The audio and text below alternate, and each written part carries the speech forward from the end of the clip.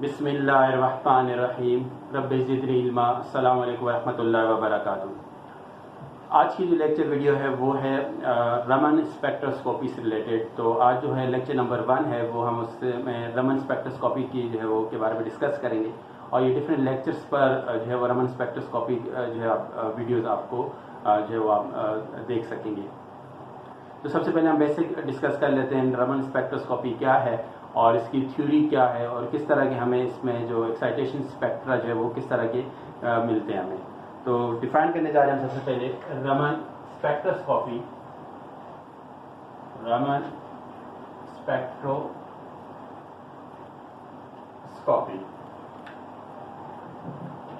Raman spectroscopy और IR spectroscopy में क्या सिमिलैरिटीज है। Raman spectroscopy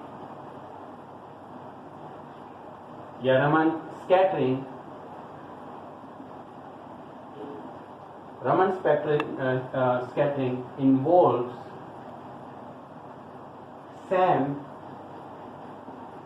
quantized vibration levels as in IR spectroscopy। यानी जो रमन स्कैटरिंग है इसमें भी quantize vibration energy levels involve होते हैं, जैसे कि आईआर स्पेक्ट्रोस्कोपी में हम कहते हैं कि वाइब्रेशन एनर्जी लेवल्स जो है वो आर रिस्पॉन्सिबल आईआर स्पेक्ट्रम के लिए। ठीक है, इसके अलावा हमें क्या होता है कि क्या इंफॉर्मेशन मिलती है कि the difference in wavelength of visible radiation, ठीक है, the difference in wavelength of visible radiation in incident and scattered radiation is observed in Raman spectrum, in Raman scattering, which is near about mid IR region। यानी Raman spectrum में जब radiations जो आपके पास कौन सी radiations है, visible radiations हैं, जब visible radiations molecules के साथ इंटरेक्ट करती हैं तो उसमें आपके पास यानी कि इंसिडेंट और स्कैटर्ड रेडिएशंस की वेवलेंथ में आपको डिफरेंस मिलता है और वो जो डिफरेंस होता है वो क्या होता है, वो नियर होता है। किस रीजन में लाई करता है, वो मिड आईआर रीजन में क्या करता है, लाई करता है। ठीक है, तो ये इंफॉर्मेशन आपने जो है इसको आपने जहन में रखना है कि जो, और इसमें आप देखते हैं कि जो रेडिएशन जो होते हैं वो विजिबल भी हैं, विजिबल रेडिएशंस भी होती है और नियर आईआर रेडिएशंस भी क्या होती हैं, यूज होती हैं इन रमन स्पेक्ट्रम में। और इसके अलावा ये मोनोक्रोमेटिक नेचर की होती है। किस नेचर की होती है, मोनोक्रोमेटिक नेचर की होती है। ठीक है, अब हम डिस्कस कर लेते हैं कि रमन स्पेक्ट्रोस्कोपी जो है वो जो एक साइंटिस्ट रमन जो है वो थे, वो इंडियन साइंटिस्ट थे 1928 में। उन्होंने ये रमन स्पेक्ट्रोस्कोपी को क्या किया, यानी जिसके बारे में रमन स्पेक्ट्रम या रमन जो फिनोमेना इसके बारे में इसको डिस्कवर किया। और ये इन्हें जो है रमन जो स्पेक्ट्रोस्कोपी की बेस पे मिस्टर रमन को जो फिजिसिस्ट थे इनको 1931 में नोबेल प्राइज क्या किया गया, जो है वो नोबेल प्राइज इनको जो है वो दिया गया। तो हम वो भी जरा बेसिक देख लेते हैं, इन पॉइंट्स को आप ध्यान में रखें। नेक्स्ट पॉइंट है, in 1928 the Indian physicist C.V. Raman discovered that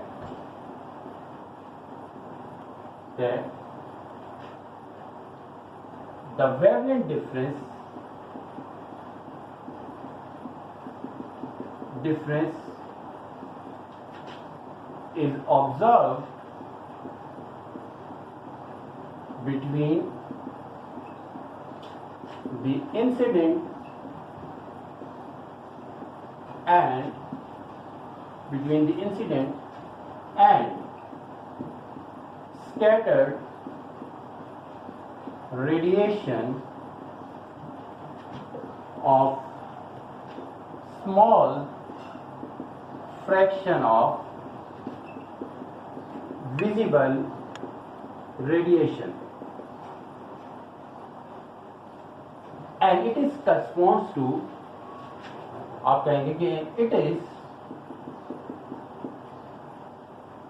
due to the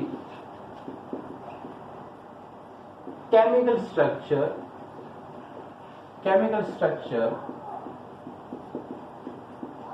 of a molecule. ठीक, तो इन्होंने डिस्कस किया कि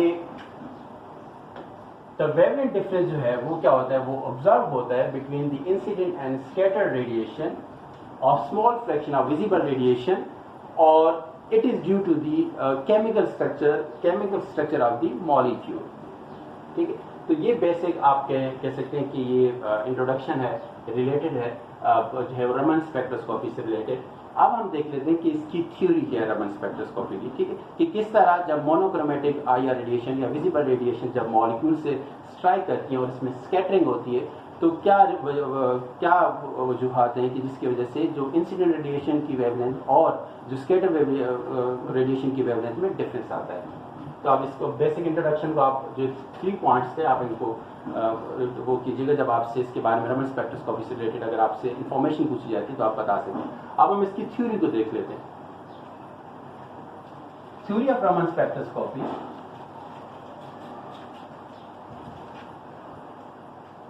theory of Raman spectroscopy। सबसे पहला पॉइंट ये है कि इसमें a monochromatic radiation of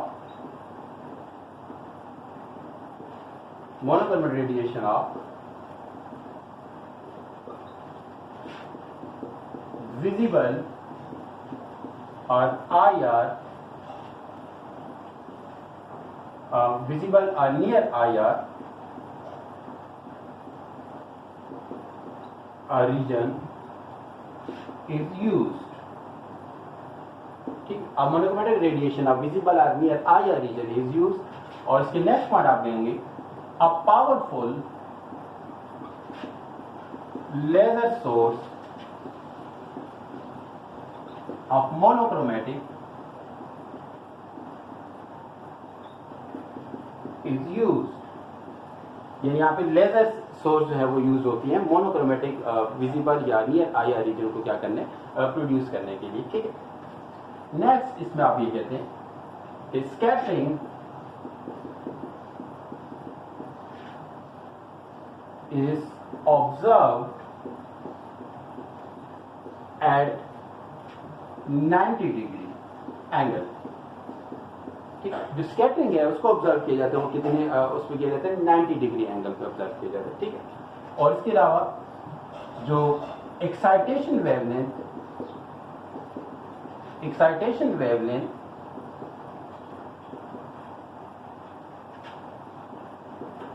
is kept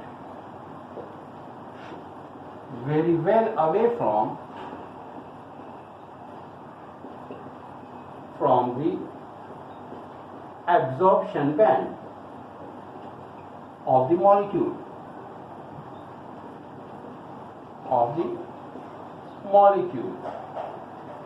फ्लोरेसिस को प्रिवेंट करने के लिए हम क्या करते हैं, एक्साइटेशन वेवलेंथ को हम क्या करते हैं, एब्जॉर्प्शन बैंड से क्या होता है उसको आपको जो है वो डिफरेंट वेवलेंथ को चूज करना होता है।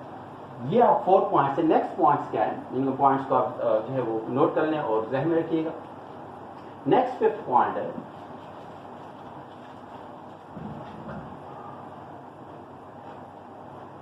Fluorescence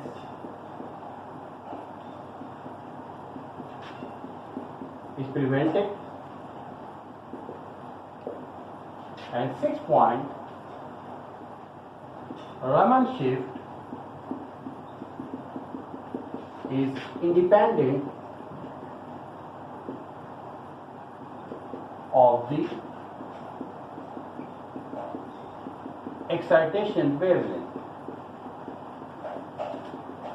of the source.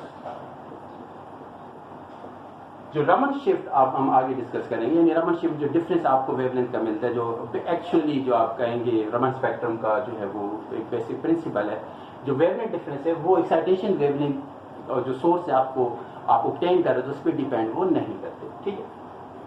इसके अलावा आपके पास जो है वो पावरफुल या sensitive detectors are use for sensing radiation, ठीक है। 7 पॉइंट रमन स्पेक्ट्रम लाइन्स, या आप कहेंगे the intensity of Raman lines is 0.001% of the intensity of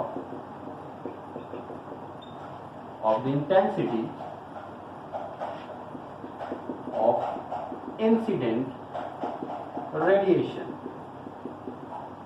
यानी कि जो इंटेंसिटी आपको रमन लाइन्स की मिलती है वो इंटेंसिटी वो 0.001%, बहुत कम इंटेंसिटी है, और जो है इसके लिए जो है वो एज कम्पेयर टू उस इंटेंसिटी जो कि आप सोर्स से आपको हासिल हो रही होती है, ठीक है। इस पर्पज के लिए क्या होता है, sensitive detectors are used, sensitive detectors are used. इस पर्पज के लिए क्या होता है, क्योंकि इंटेंसिटी बहुत कम होती है, इस वजह से क्या होता है सेंसिटिव डिटेक्टर्स क्या होते हैं, यूज होते हैं, ठीक है। तो ये जो 8 पॉइंट्स है ये आप थ्योरी से रिलेटेड है, यही पॉइंट्स अभी हम जब एक्साइटेशन जो है वो स्पेक्ट्रा रमन स्पेक्ट्रा को हम जब हम डिस्कस करेंगे तो उसमें इन्हीं पॉइंट्स को हम क्या करते हैं, फोकस करते हैं। अब हम बेसिक्स देख लेते हैं कि रमन स्पेक्ट्रोस्कोपी में क्या कौन सी एनर्जी लेवल हम कहते हैं कि वाइब्रेशन एनर्जी लेवल जो रिक्वायर्ड है वो किस तरह के होते हैं, ठीक। अब हम मजीद डिस्कस कर लेते हैं, आप इन पॉइंट्स को नोट कर लें। नेक्स्ट है एक्साइटेशन स्पेक्ट्रा, ये excitation Raman spectra.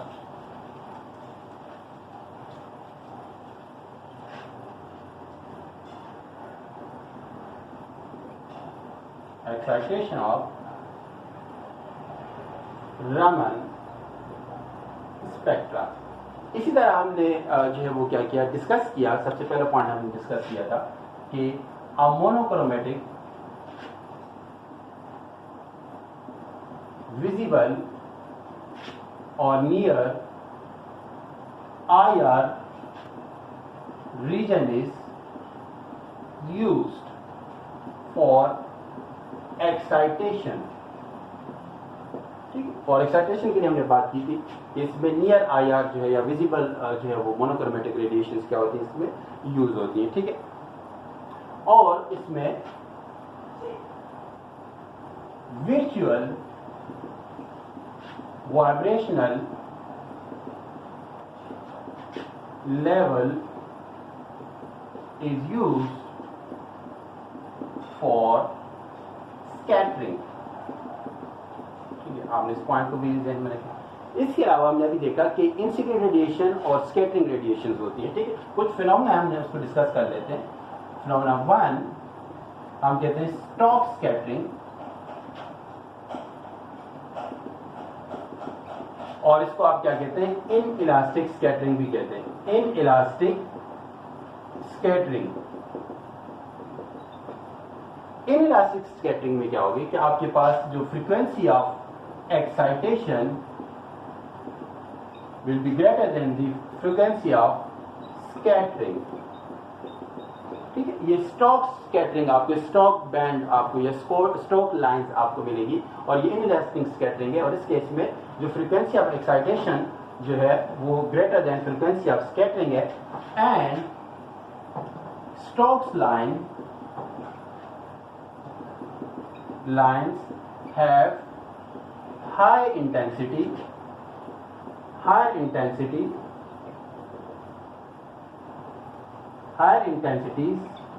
than the anti-Stokes lines because V naught vibrational level is mostly populated, ठीक है, इस पॉइंट को मैं जब डायग्राम बनाऊंगा उसको डिस्कस करूंगा हम ज़्यादा कि किस तरह कि जो आपके पास स्ट्रोक लाइंस की इंटेंसिटी वो ज़्यादा होती है, उसके लिए होती है कि जो वी नॉट वाइब्रेशनल लेवल है उसके वहाँ पे जो आप कहते हैं कि मॉलिक्यूलर पॉपुलेशन क्या होती है वो ज़्यादा होती है। ठीक है, अब हम डिस्कस कर लेते हैं एंटी स्टॉक स्कैटरिंग। ये ए है, इसमें एक्साइटेशन फ्रीक्वेंसी ज़्यादा होगी एज कम्पेयर टू स्कैटरिंग, यानी कि जो इंसिडेंट रेडिएशन उसकी एनर्जी ज़्यादा होगी एज कम्पेयर टू जो स्कैटर रेडिएशन होगी। क्या रीज़न, हम इसको मज़ीद आगे डिस्कस करेंगे। नेक्स्ट है आपके पास B anti Stokes scattering. Anti Stokes scattering में ये भी इलास्टिक वो है स्कैटरिंग है, इसमें हमारे पास जो एनर्जी होती है फ्रीक्वेंसी होती है वो कम होती है एज कम्पेयर टू एक्साइटेशन के। और anti stock lines have lower intensity than the Stokes lines because vibrational level is mostly populated। ठीक है, इसमें भी आप बता सकते हैं कि जो एंटी स्टॉक लाइंस की इंटेंसिटी जब हम स्पेक्ट्रम्स को स्टडी करेंगे वहाँ हम इंटेंसिटी को क्या करेंगे प्रॉपरली जो हम समझ पाएंगे कि ये क्या होता है कि किस तरह जो है वो इंटेंसिटी डिफरेंस आ रहा है। ये स्टॉक और एंटी स्टॉक पे नेक्स्ट जो सेकंड जो है लास्ट वन वो इलास्टिक स्कैटरिंग है, ये भी इलास्टिक स्कैटरिंग है। इसके बाद नेक्स्ट है इलास्टिक स्कैटरिंग और ये है आपको थर्ड वन रेले स्कैटरिंग। थर्ड वन है सी रेले स्कैटरिंग। इसमें जो आप कहते हैं कि एनर्जी जो होती है वो क्या होती है वो इक्वल होती है। ठीक है, और एक्साइटेशन फ्रीक्वेंसी और स्कैटरिंग फ्रीक्वेंसी की जो आपके पास एनर्जी है वो इक्वल होती है। और इनकी इंटेंसिटीज क्या होती है, जो रेले स्कैटरिंग की जो आप इंटेंसिटी है आप कहेंगे the intensity of Rayleigh scattering, ठीक, ये क्या होती है ज्यादा होती है एज कम्पेयर टू, और यानी कि इन इलास्टिक स्कैटरिंग के मुकाबले में। ठीक, इंटेंसिटी ऑफ रेले स्कैटरिंग और ये क्या इलास्टिक स्कैटरिंग। क्या है इलास्टिक स्कैटरिंग। इलास्टिक फिनोमेना हम अच्छी तरह जानते हैं जिसमें हम ये काइनेटिक मॉलिक्यूलर थ्योरी में पढ़ते हैं कि elastic collision of gases molecules होते हैं जिसमें ओवर एनर्जी चेंज क्या होता है जीरो होता है। तो इसमें भी क्या होता है जो इंसिडेंट जो एनर्जी होती है रेडिएशन की और जब स्कैटरिंग उनकी इक्वल होती है, इस वजह हम कहते हैं रेले स्कैटरिंग है। ठीक, अब हम इसको डायग्राम से क्या कर लेते हैं डिस्कस कर। डायग्राम से जाने से पहले हम पॉइंट्स ये भी देख लेते हैं कि जो फ्लोरेसेंस है, फ्लोरेसेंस हम अच्छी तरह जानते हैं कि जिसमें आपके पास क्या होती है कि एनर्जी एब्जॉर्प्शन होती है फिर इमिशन होती है। ठीक है, तो यहाँ पे जो स्कैटरिंग में वो फ्लोरेसेंस को क्या किया जाता है प्रिवेंट किया जाता है, रोका जाता है। लेकिन ये जो फ्लोरेसेंस है ये क्या करता है, ये स्टॉक स्कैटरिंग के साथ क्या करता है इंटरफेयर करता है। ठीक, नेक्स्ट पॉइंट है, अब इस पॉइंट को ध्यान में रखिएगा। Fluorescence interferes with Stokes scattering. Therefore,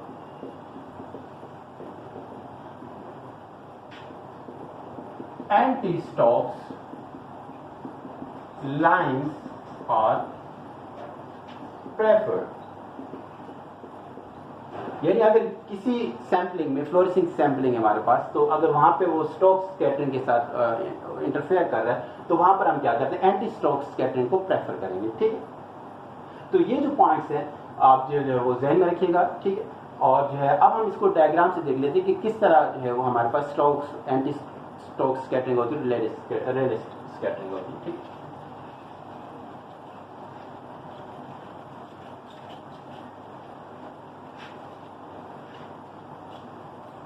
first diagram जो हम बना रहे हैं वो है आपके पास स्टॉक स्कैटरिंग। ठीक, इसमें क्या आपके पास वाइब्रेशन एनर्जी लेवल्स है।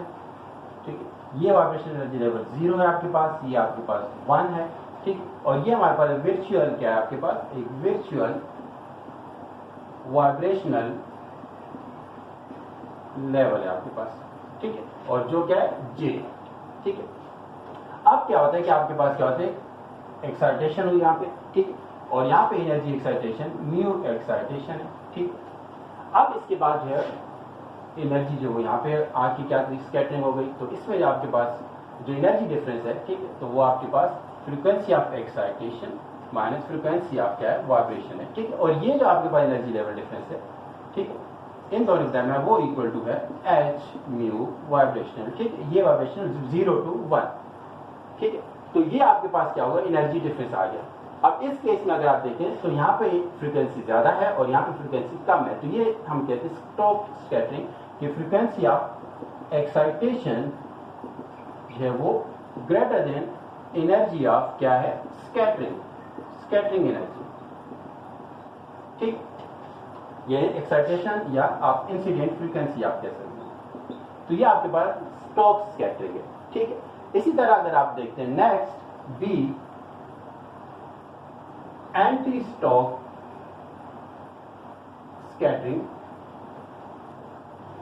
ठीक। उसमें भी आप यही डायग्राम बनाएंगे इस तरह कि आपके पास ये वर्चुअल वाइब्रेशन लेवल है, या आपके पास V1 है, V0, या आपके पास V0 है, या आपके पास सेकेंड वाइब्रेशन लेवल है।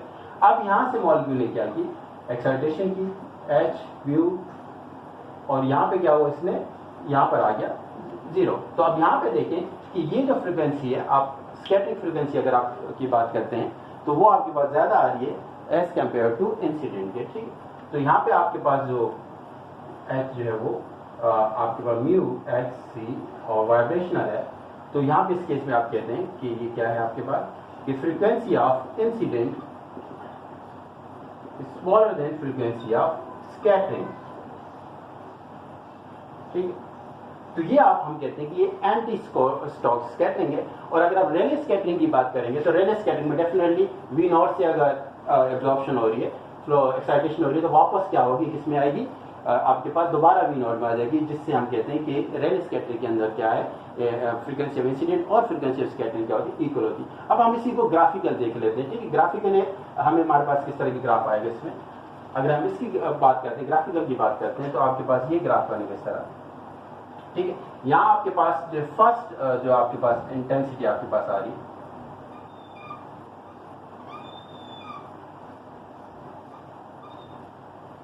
ठीक। तो ये है आपके पास स्टोक एरिया, स्टोक्स लाइन, और ये क्या आपके पास है, एंटी स्टोक्स लाइन है, ठीक। स्कैटरिंग हो रही, और ये जो रीजन आपके पास आ रहा है, ये आपके पास क्या आ रहा है, ये रेले स्कैटरिंग है, ठीक। यहाँ पे आपके पास क्या है, ये रेले स्कैटरिंग, ये जो रीजन आपके पास क्या है वो रेले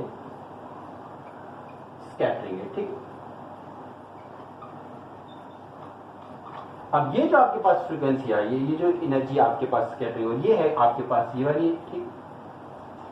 ये आपके पास, ठीक, ये आपके पास frequency of excitation minus frequency of vibration, ठीक है। इसके अलावा यहाँ पे आपके एंटी स्टोक है वो ये वाली है, ठीक। अच्छा, यहाँ सॉरी प्लस होगी, ये इंक्रीज हो गई, ठीक। यहाँ पे क्या होगी आपके पास, प्लस होगी। यहाँ पे क्या होगी, डिफरेंस आ रहा है, और यहाँ पे क्या हो रही है, ये ऐड हो रही है, इसलिए यहाँ प्लस होगा, ठीक। तो ये आपके पास ये माइनस में, तो यहाँ होगा V excitation plus V vibration, ठीक। फ्रीक्वेंसी ऑफ वाइब्रेशन, ये वाइब्रेशन फ्रीक्वेंसी, ठीक है, जो 0 से 1 से जाने के लिए। तो यहाँ फ्रीक्वेंसी क्या बढ़ रही है, इंक्रीज हो रही है, यहाँ पे हम देख चुके हैं ऑलरेडी, और यहाँ पे क्या हो रही है, कम हो रही है यहाँ पे, ठीक है। तो ये आप बेसिक आप कहते हैं कि ये आपके पास क्या है, एक आप इस फिनोमेना के आपके पास स्पेक्ट्रम वो आ रहा है, आप डायग्राम के थ्रू आप बता रहे हैं। अब इसमें देखें, इसकी इंटेंसिटी हमने क्या रखी है, ज्यादा है, और इसकी अगर आप देखें इंटेंसिटी क्या है, कम आ रही है यहाँ पे, ठीक है। इसलिए आप कहते हैं स्टोक्स लाइन की जो है वो इंटेंसिटी ज्यादा होती है as compare to anti Stoke lines की, क्योंकि ज्यादा मॉलिक्यूल्स जो ऑक्युपाई करते हैं वो V0 वाइब्रेशन लेवल को ऑक्युपाई करते हैं, ठीक है। अब हम एक CCl4 जो है उसके स्पेक्ट्रम को डिस्कस कर लेते हैं कि वो यहाँ पे तो हम सिंपल हमने फिनोमेना को देखा, तो रमन स्पेक्ट्रम एक्चुअली हमारे पास किस तरह के ऑब्जर्व होते हैं, ठीक है। हम इसको आप नोट कर लें, फिर हम जरा रमन स्पेक्ट्रम को देख लेते हैं, उसमें CCl4 की एग्जाम्पल ले लेते हैं।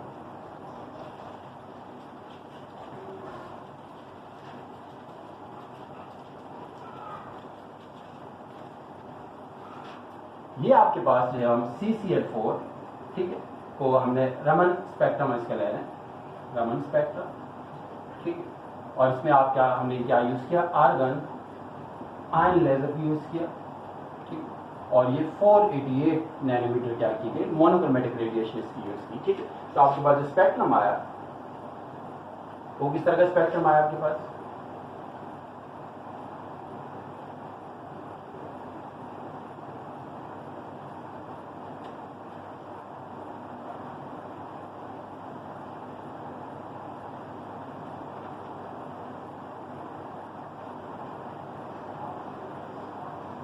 ये स्पेक्ट्रम है आपके पास, ठीक। तो यहाँ पे आपके पास जो आप यहाँ पे रमन शिफ्ट को यूज करते हैं, ठीक, रमन शिफ्ट, ठीक,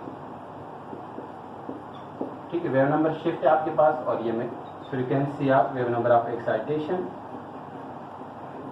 और plus minus wave number of scattered frequency, ठीक। तो एक्साइटेशन फ्रीक्वेंसी, वेव नंबर और आपके पास स्कैटर्ड, इसके दरमियान डिफरेंस और उसकी बेस पे हम क्या करते हैं, ये रमन शिफ्ट वैल्यू, और इसका यूनिट क्या आपके पास डेफिनेटली सेंटीमीटर इनवर्स है। यहाँ पे वैल्यू क्या होगी, 0 होगी, और ये हमने क्या किया 500 सेंटीमीटर इनवर्स, और ये इंटेंसिटी आपके पास, और यहाँ पे क्या आपके पास जो स्केल जा रहा है वो 5 + 500 सेंटीमीटर इनवर्स है, ठीक। तो आपको डिफरेंट यहाँ पे लाइन्स मिलती है, और ये लाइन आपको मिलती है -459, और ये आपके पास मिल रही है 314, और ये आपके पास है 218, ठीक है। मोस्टली यहाँ पे बुक के अंदर ये नेगेटिव है और ये पॉजिटिव है। वैसे यहाँ पॉजिटिव स्ट्रोक एरिया है, ये आपके पास स्ट्रोक्स लाइन्स, स्ट्रोक लाइन्स, ठीक, और ये आपके पास एंटी स्ट्रोक्स, ठीक। तो ये आपके पास क्या होगा, ये -218, ठीक है, और प्लस, और ये आपके पास +314 और +459, ठीक है। तो इसमें आप देखिए इसकी इंटेंसिटी जो है वो आपके पास ज़्यादा है, और इस तरह की इंटेंसिटी क्या हो रही है, इसको थोड़ा सा कम करें, इसकी इंटेंसिटी ज़्यादा बन गई है, इसको आप स्मॉल कर दें ताकि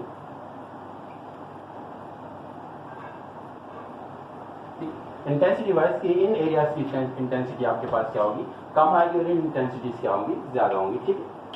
तो इस तरह, और यहाँ पे 0 क्यों आ रहा है आपके पास, 0 इसलिए आ रहा है क्योंकि रेले स्कैटरिंग में हम जानते हैं कि जो फ्रीक्वेंसी डिफरेंस होगा इंसिडेंट और स्कैटर्ड रेडिएशन में वो 0 होगा, ठीक है। बाकी आप इसमें -500 सेंटीमीटर इनवर्स से आपके पास +500 सेंटीमीटर इनवर्स है, और ये आपके पास है वो आप इसको पब्लिश लिटरेचर में भी आप इस जो है वो स्पेक्ट्रम को मजीद देख सकते हैं। और ये है आप किस तरह CCL रमन स्पेक्ट्रा और आर्गन आयन लेजर 488 नैनोमीटर। इसके अलावा आपको रमन स्पेक्ट्रोस्कोपी में आपको ये भी बता दूं कि रमन स्पेक्ट्रोस्कोपी और IR स्पेक्ट्रोस्कोपी में सिमिलैरिटीज़ हैं, लेकिन इसमें रमन स्पेक्ट्रोस्कोपी का एडवांटेज ये भी है, कुछ एडवांटेजेस की हम बात करते हैं कि इसमें आपके पास क्या हो रहा है, वाटर को एज अ सॉल्वेंट आप यूज़ कर सकते हैं, वाटर को एज अ सॉल्वेंट यूज़ कर सकते हैं। इसके अलावा आप क्या कर सकते हैं, ग्लास एंड और क्वार्ट्ज को आप क्या कर सकते हैं, यूज़ कर सकते हैं फॉर दी सैंपल्स। यहाँ पे आपको KBR पैलेट्स की जो है वो आपके जो आपके पास KBR पैलेट्स यूज़ होते हैं IR स्पेक्ट्रोस्कोपी में, वो आप यूज़ नहीं कर सकते, ठीक।